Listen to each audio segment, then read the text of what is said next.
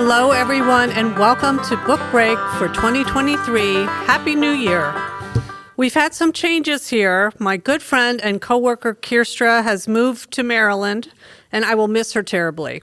So I hope to have her as a guest in the future because, let's face it, we all want to know what Kirstra is reading. So I have a new guest today. Her name is Ashley McLaughlin. She's a librarian here at the Greece Public Library, and she's going to be starting a new book club called The New Romantics. Ashley, can you tell me a little bit about what your reading life is like and also a little bit more about the book club? Yeah, so my reading style, I'm really into like mystery, thriller, like crime, detective books. I'm also really into young adult romance. Oh, so okay. that is, why I'm going to start a romance book club. It's going to start January 5th. It's going to be every first Thursday of the month. And basically what I'm trying to do with that is I have like a lot of like lighthearted romance picked out, some kind of like heavier, more dramatic stuff kind of picked out. Definitely some young adult romance choices too. So I feel like there's a pretty good mix, so I'm excited about that. That's great. And we have everything on the calendar. If you want to register, you can go right to our website. You do have an age on this one. Is it 18 to 35? It is 18 to 35 just because of like the types of books I've chosen, but really anyone's welcome to join. So Okay. I think it's kind of good because that's like a niche that we don't have right now. So awesome. Well, I will get us started. Today we're just going to do like a roundup of books that we've been reading. And I am going to start. My first one is called The Marriage Portrait. And although it's a historical fiction, it's kind of like a mystery too. This one is by Maggie O'Farrell. And she wrote a book called Hamnet, which Kirsten really liked. I really liked it as well. And this book, The Marriage Portrait, was Reese's book club for December. So, and in case you don't know, I'm a big fangirl for all these celebrity book clubs. me too. So, 15-year-old Lucrezia di Cosimo de' Medici, and I hope I'm saying that right, marries a Duke Alfonso. He's Duke of Ferrara. This is in 1550, and less than 1 year later, she would be dead. Although the cause of death was listed as a putrid fever, which whatever that is, she was believed to be murdered by her husband. So the book starts with Lucrezia and her husband at a very remote hunting lodge that she describes more like a fortress almost. And suddenly when they are eating dinner together, she kind of has a moment of clarity where she realizes her husband wants to kill her. So this starts like a game of cat and mouse with her trying to figure out what to do. And then the story weaves back and you start reading about Lucrezia when she's a young child, like how she grew up her father was also a duke, and he had a menagerie of animals in his basement, one of which was a tiger that she was fascinated with, and she kind of snuck over there to like pet the tiger. So she was a very brave, very unusual little girl. He also allowed her to be educated. So she had a lot of insight into knowing the politics and the power struggles that kind of go on into a lot of these families. So she was not even supposed to be the bride of this particular duke. It was her older sister that was betrothed to him, and it was supposed to unite, kind of like give her father power into another kingdom. But unfortunately, her sister died.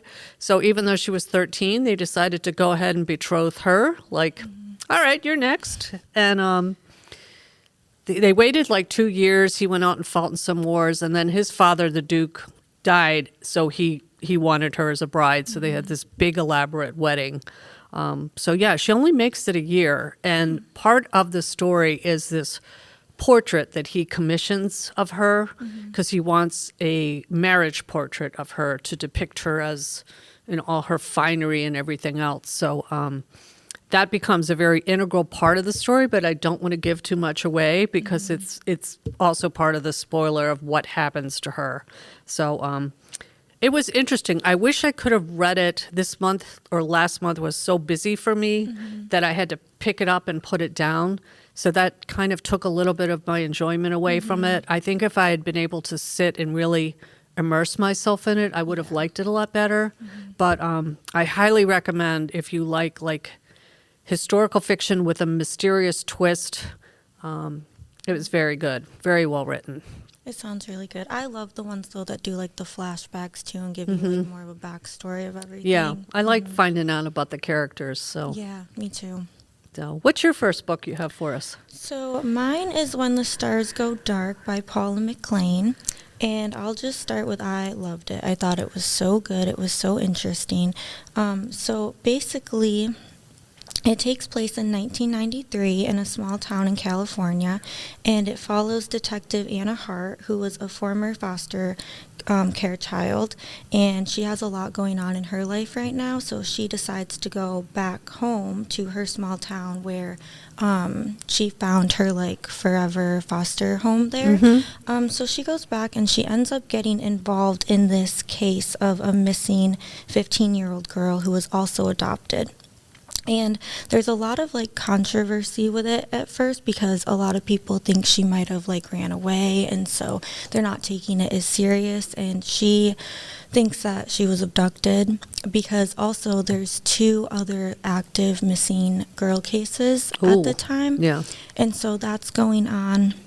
And so basically it starts off, she goes home and she kind of gets involved in the case, like personally. She goes to the missing girl's parents' home and really tries to like learn what Cameron was her name, what was happening with Cameron at the time and like what she was going through. And so she finds out that Cameron also like had like a very bad past like herself. They were both in foster care. They both had parents who were addicts. So she really like emotionally connects to the case that way. And then really like, so as she's solving it, it's a book where there's so many other like stories involved and so many other plots at the same time. So I thought that was really, really interesting. It just made the book have like more depth, I feel, because every little like other plot added to the story. Instead, you know how sometimes it like takes away from it? Yeah. I feel like everything she did with it really added to it more. So Anna like continues to look for the girl, and then the other case, it was actually a real case in real life, was Polly Kloss, I think her name was. She was abducted from her home in the middle of the night. So they kind of base it, they think it's connected, so the whole, they're trying to figure out if it is or not, and I feel like they waste a lot of time with that. And then the other aspect was there was another girl, her name was Shannon, I think, and she was missing too, but they thought she ran away because she had a troubled past. So they're just trying to connect all these dots that aren't really connected. And the other thing was one of her, Anna, the detectives, one of her childhood friends also disappeared from that town. Right. So they think it might all be connected that way. And it just really was like a very emotional read. I thought it was really good. I read that one too, and I Yeah. really liked it. I think it was one of my book of the month picks, like a little while ago. But that author, Paula McLean, also wrote a lot about Hemingway's wives, like The Paris Wife and everything. And Yeah. that one was just the one, Where the Stars Go Dark was so different. Yeah. But I think she might have had some trouble or something in her past, because I thought that when she came out and did interviews for that book, that she said there were parts of her own personal life that she let seep into that book. And that would make so much sense because you really felt like the emotional connection like between Anna and like the girl and how she related her past to her past. Like I just thought it was really good. Yeah, I thought it was very well done too. Yeah. I like that one. So my next one is kind of different. I don't normally read spy novels at all. I'm just kind of not like a either, spy yeah. novel kind of gal. But I watched this show on Apple TV called Slow Horses. It's really good. So I found out that the books are audiobooks on Hoopla, though I thought, I'm going to listen to one of these while I walk. So now I've kind of gotten into this series. The first one is called Slow Horses, and what it's about is there's a place called Slough House in Great Britain, and it's where they send their disgraced Secret Service agents, like from MI5 or whatever they call it. So the leader of the house is named Jackson Lamb, and he has been in the Secret Service since, I think, like after World War II. He was very involved, like when the Berlin Wall came down.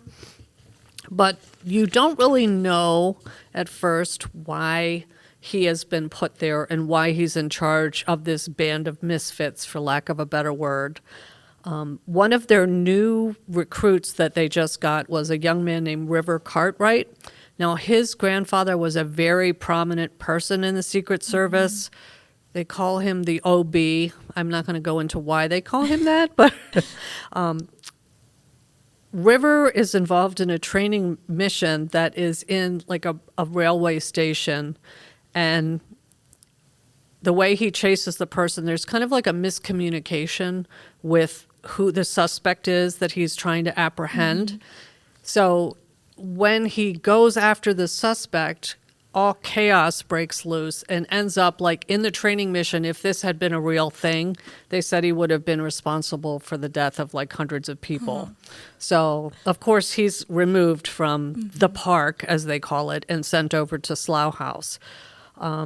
While all this is happening, there was a young Pakistani man that has been kidnapped, and he's like a video goes live that says if he's not found in like 36 hours, he's going to be beheaded on television. So they find out it's like a splinter radical, like white nationalist group that has taken him, but it's not really everything it seems. And the misfits start investigating and find out that somebody from the big like MI5 has something to do with this, that they may have done this as a deal to get like some attention from other governments, but things are not going right. So now they're really on the hunt to try to save this guy before something horrible happens. So it's spies, lies, espionage, intrigue.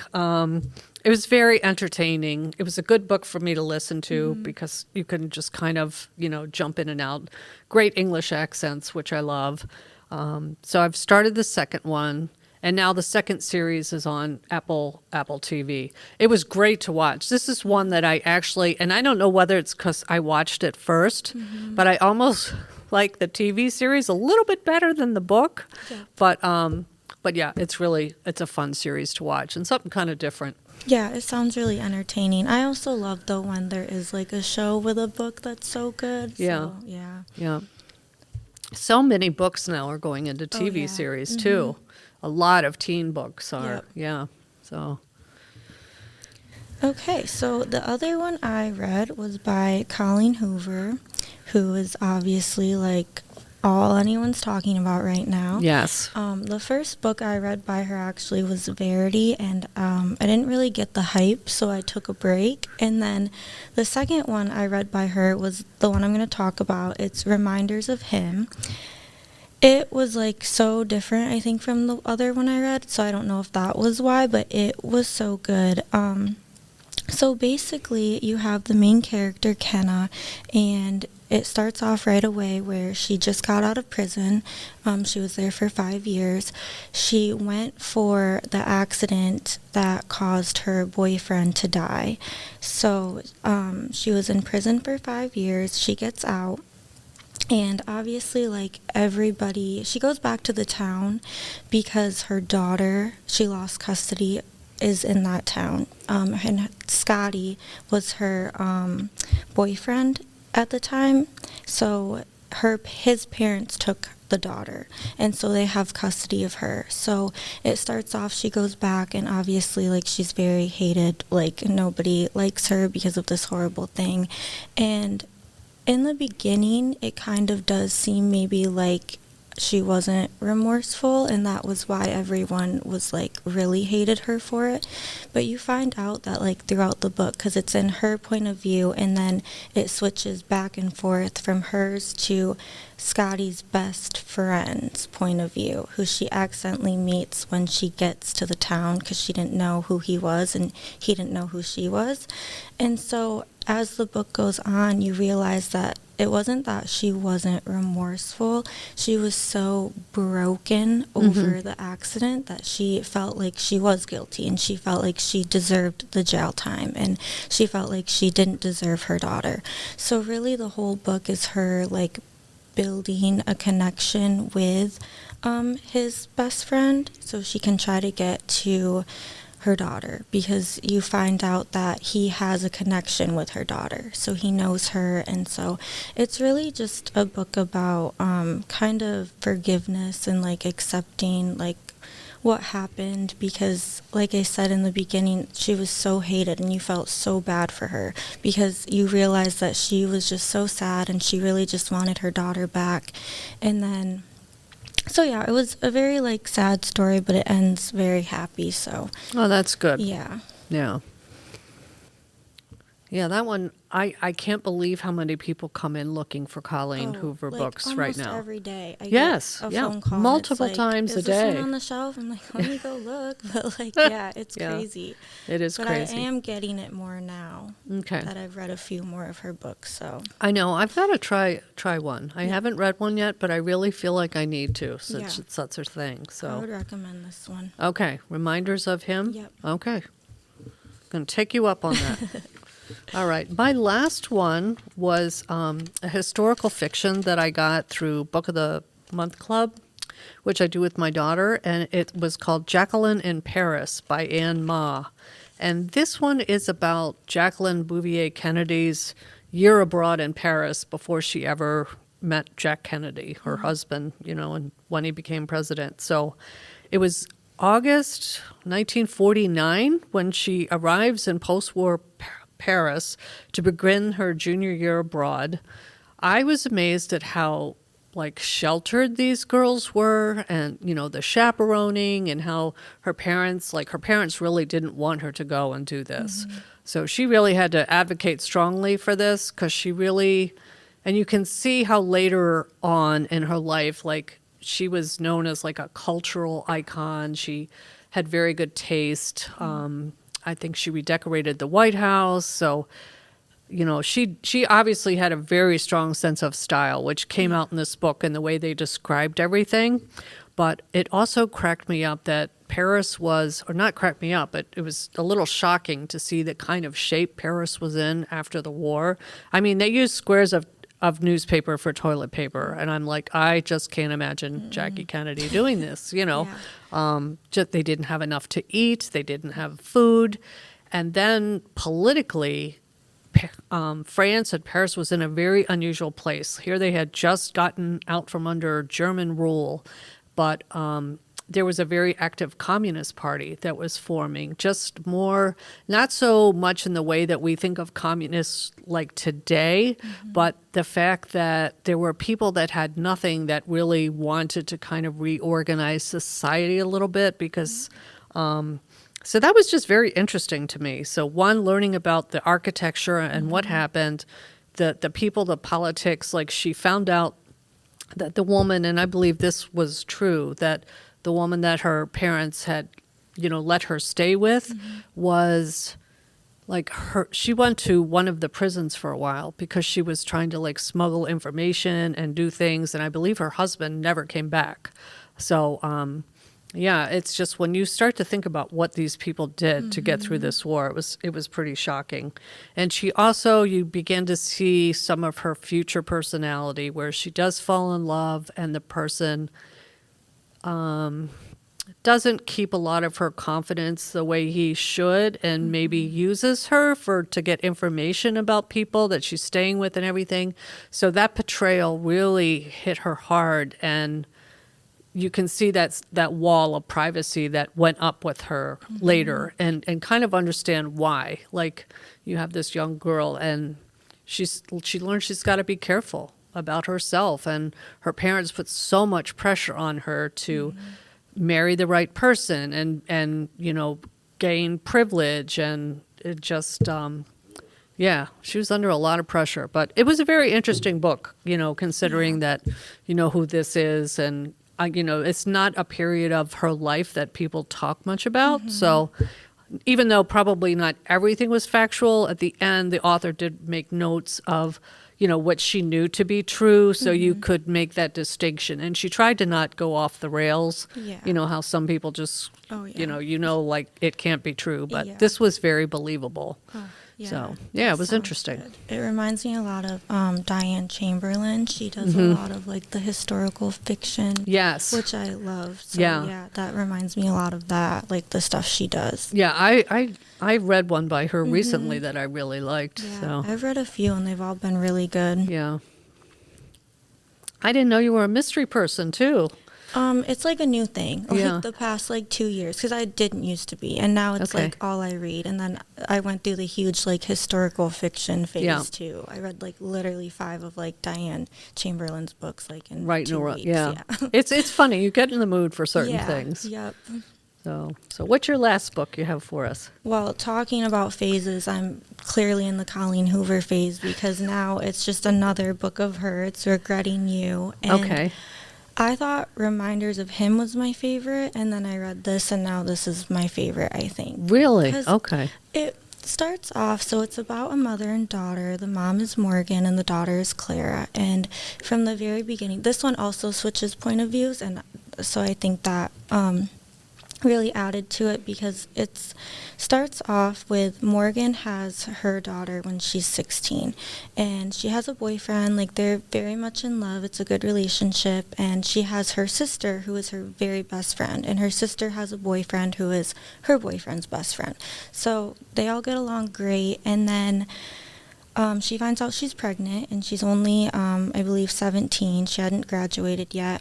And her sister's boyfriend, who was also like all of their like good friends, just like decided to leave. Like at the end of the summer, he left. He didn't really say why, and then they hadn't heard from him. So then it goes into Clara's point of view, her daughter, when she's 16.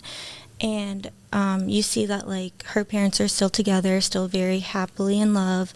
Her aunt is her best friend. They have a great relationship.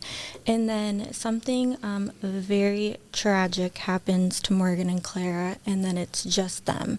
And they didn't have the best of relationship, because she was like so close with her aunt and so close with her dad. And so now it's just her and her mom trying to figure everything out.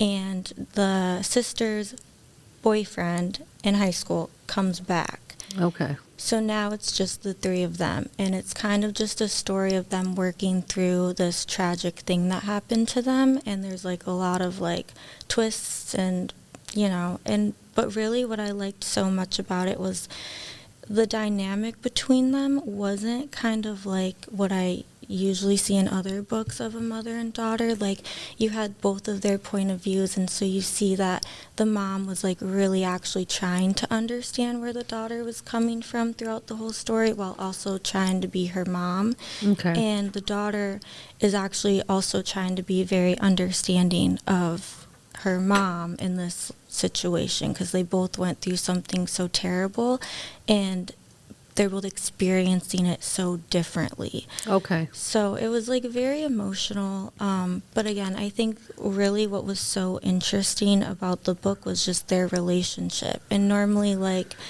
I feel sometimes that's not always interesting, but just the way she wrote their characters and their story and how they ended up coming together in the end was like very interesting. I read it in like 4 hours. Wow.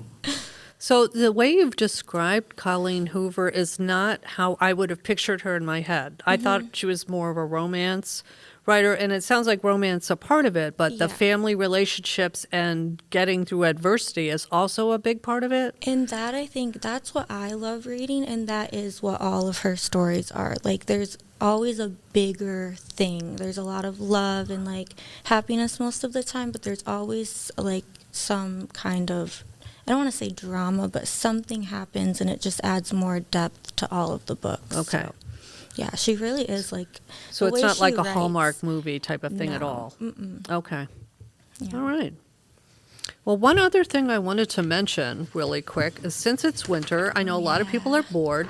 We have a winter reading challenge bingo board that you Yay. can come in, and hopefully we want to break you out of your comfort zone a little bit. Like some of the things are a recent award winner, a book club pick, so you could like go to Ashley's book club and read one of her books and check out a bingo, a romance novel based on a historical event, a mystery or thriller, of course, because we all love our good murders. But you'll have 3 months to do this. Everybody that does a bingo will get one of our nice Greece Public Library coffee mugs. And then we're going to have some drawings with people that have completed the bingos and get some prizes going. So it'll be fun. I mean, really, it's upstate New York. It's winter. So this will be something fun for you to do while you're... It's winter in upstate New York. We're not upstate New York? Try Western New York. We're Western New York. I'm sorry, I've been corrected by the I producer. say upstate New York too. It's okay. We do love the Buffalo Bills. Hopefully we can agree on that. Okay. But thank you for joining us on Book Break, and we will be continuing with our twice-a-month format, some special guests, and hopefully we'll settle into a new routine, but I appreciate you sticking with us. You can follow us wherever you get your podcast, so look for Book Break at Greece Public Library. And thanks, and we'll see you next time. Thanks very much for joining us too, Ashley. Thank you for having me. Oh, you're welcome. Book Break is a production of the Greece Public Library, made possible through the support of the Friends of the Greece Public Library. Theme music composed and performed